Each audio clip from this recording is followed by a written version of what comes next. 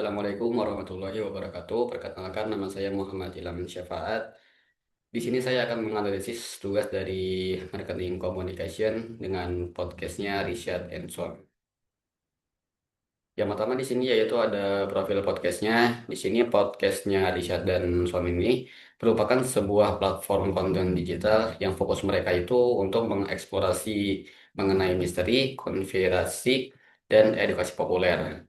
Jadi mereka itu membawa audiens menelusuri berbagai topik mulai dari teori konspirasi global hingga legenda.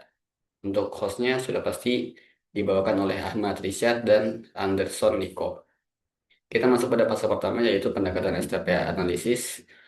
Pada segmentasi pasarnya di sini yang pertama yaitu ada geografis, mencakup masyarakat Indonesia secara luas, terutama berfokus pada bentuk wilayah di perkotaan yang memiliki akses internet stabil dan aktif menggunakan platform digital. Yang kedua yaitu dari sisi demografisnya rentang usia untuk 8 sampai 35 tahun, baik pria atau wanita maupun pelajar dan mahasiswa.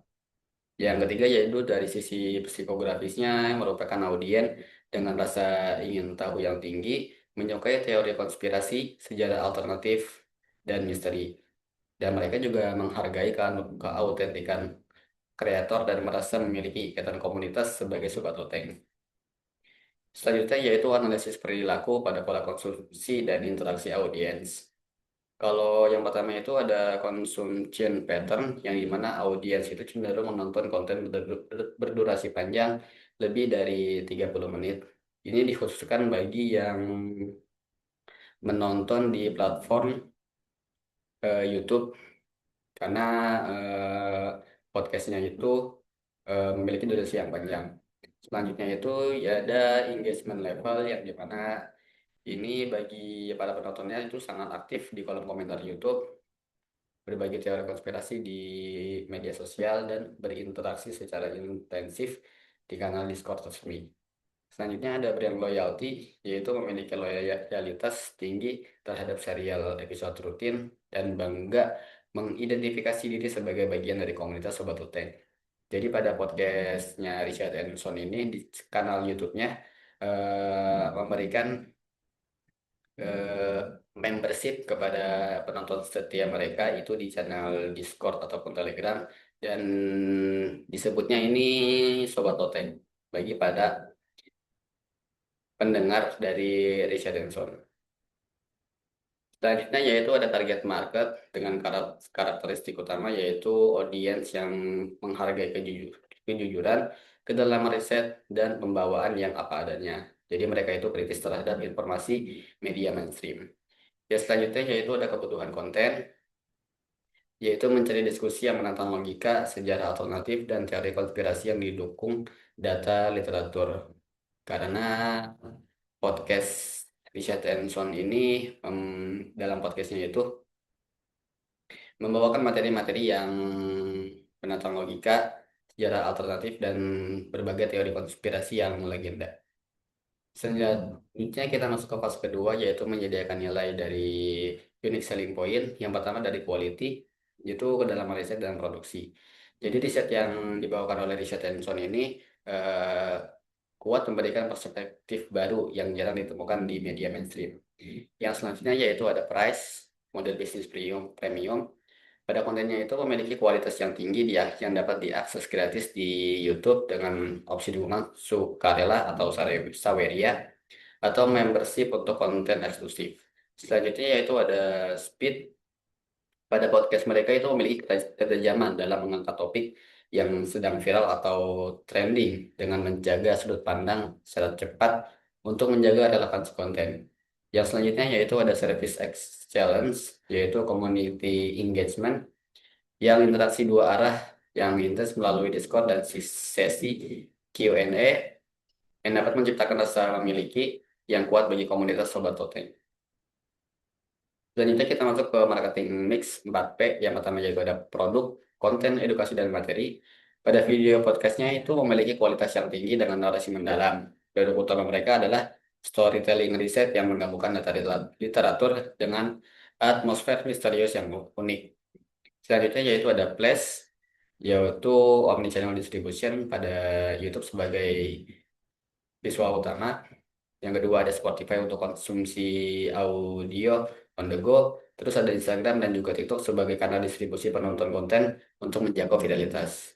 Selanjutnya yaitu ada Price dengan strategi premium, akses gratis untuk audiens luas di YouTube. Lalu ada monetisasi yang dilakukan secara iklan atau AdSense, sponsor brand, serta dukungan komunitas melalui Saweria dan keanggotaan eksklusif melalui membership. Selanjutnya yaitu ada promotion dengan algoritmik hook strategi. Mereka itu pada podcast ini memanfaatkan klip pendek atau klip hanger di slot atau TikTok dan melakukan kolaborasi strategis dengan kreator niche serupa dan keterlibatan aktif dalam komunitas Discord Sobat Loteng. Selanjutnya yaitu marketing mix 7P. Yang pertama ada people, the face and the brands. Ahmad Risa dan Anderson Niko ini merupakan sebagai host dan wajah utama yang didukung oleh tim kreatif, riset literatur, dan editor video profesional yang memastikan kualitas konten tetap premium.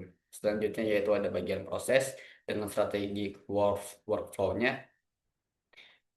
Mereka memanfaatkan alur kerja yang terstruktur, mulai dari pemilihan topik, riset mendalam untuk akurasi data, hingga proses editing yang sinematik yang membangun suasana misterius. Yang terakhir yaitu ada physical evidence, yaitu studi loteng yang unik, penggunaan penggunaan peralatan audiovisual profesional serta identitas visual, logo dan merchandise yang memperkuat brand mereka yaitu Richard Edson. Selanjutnya kita masuk ke fase ketiga yaitu promosi paling unik.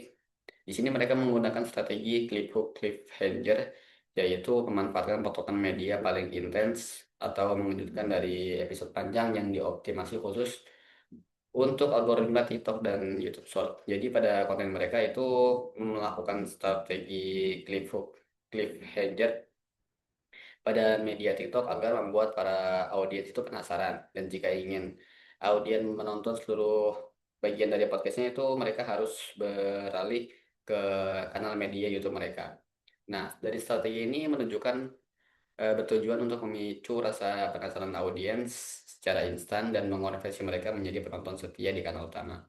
Bukti dan alasannya yaitu mereka menggunakan teknik psikologi di mana otak cenderung mengingat hal yang belum selesai. Lalu ada klip dipotong tepat sebelum jawaban diberikan. Contohnya pada klip dari kanal video mereka di TikTok.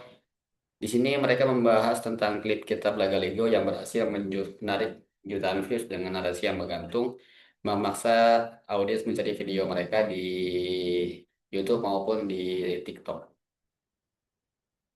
Selanjutnya kita masuk ke promotion mix. Di sini ada digital marketingnya, ada YouTube CEO Optimization.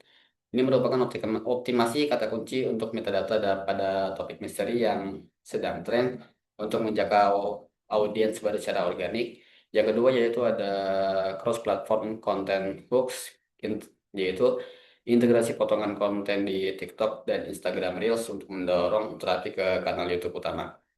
Selanjutnya ada data driven topic selection, yaitu mereka melakukan pemilihan topik berdasarkan analisis tren, pencarian, dan minat audiens yang sedang berkembang pesat di media sosial. Selanjutnya ada community engagement. Mereka membangun ekosistem loyal di mana sobat loteng dapat berinteraksi langsung dan berdiskusi lebih dalam.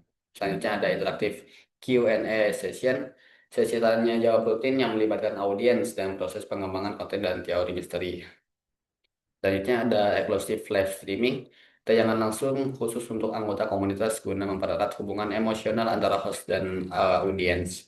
Jadi anggota komunitas di sini yang disebut dengan sobat loteng itu berada pada channel YouTube mereka. Selanjutnya kita masuk ke fase keempat yaitu type of collaborator dengan strategi integrasi brand, yaitu ada pertama ada blocking konten.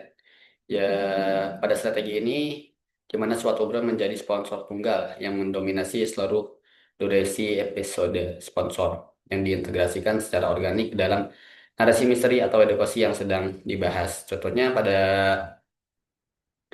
Channel YouTube mereka yaitu ada GTID pada episode ini.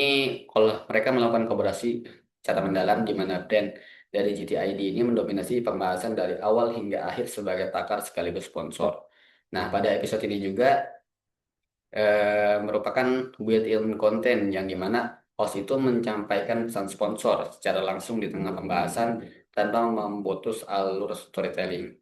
Nah, lalu iklan dibawakan dengan gaya santai dan personal agar terasa autentik. Jadi pada episode ini juga terdapat dua strategi integrasi brand, yaitu ada blocking content serta built-in content. Nah, pada built-in content ini, host ini membacakan pesan sponsor atau memperkenalkan produk brand di tengah obrolan tanpa memutus alur cerita. Selanjutnya yaitu ada produk placement dan produk usage. Di sini memiliki konten yang sama. Kalau sebelumnya itu mereka kontennya ada di YouTube, sudah sekarang konten mereka berada di TikTok. Jadi produk placement ini yaitu menambahkan produk secara fisik di meja studio atau area latar belakang yang tertangkap jelas oleh kamera selama durasi podcast agar bisa dilihat oleh audiens. Sedangkan produk musiknya yaitu terjadi saat host aktif menggunakan atau mengonsumsi produk tersebut di depan kamera.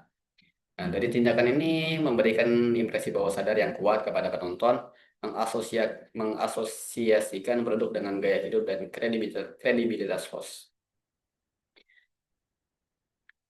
Selanjutnya yaitu kelebihan dan kekurangan dari podcast Richard Jan Henson ini.